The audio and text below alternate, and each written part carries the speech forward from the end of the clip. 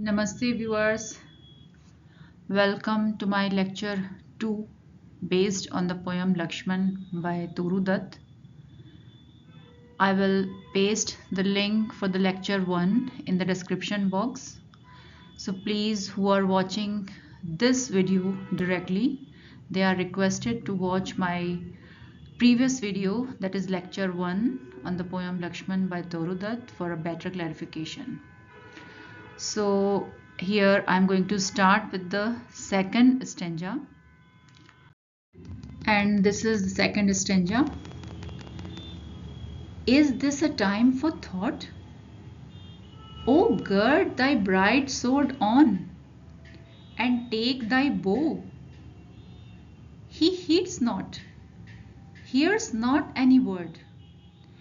Evil hangs over us, I know. Swift in decision, prompt in deed, brave unto rashness. Can this be the man to whom all looked at need? Is it my brother that I see? So here you see that Sita is surprised. She does not understand that why Lakshman is behaving in such a way. She is so much full of tension and anxiety for the safety of Ram. She is insisting again and again Lakshman to rush for the help of Ram, and Lakshman is standing still, not moving even an inch. So she asked Lakshman, is this a time for thought? Lakshman, this is not the moment to stand and think. Rather, you should arm yourself immediately. Where is your sword? Where is your bow? Where is your arrow? What are you thinking? He heeds not. But Lakshman, again the same behavior. Lakshman does not hear even a single word. He hears not any word. Lakshman is not listening to me. Oh my God, what should I do? Evil hangs over us, I know. It means this is the sign of looming disaster. We are in danger. When Ram is calling for help, Lakshman is standing here still. He is not running for the help of his brother Ram, whom he adores, whom he thinks that he is a god. And still, knowing all this, he is not doing anything.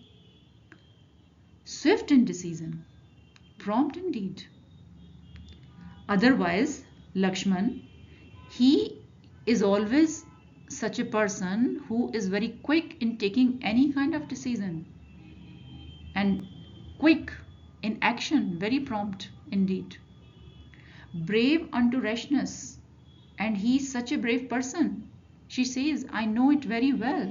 So can this be? Can such a brave person behave like this at this moment?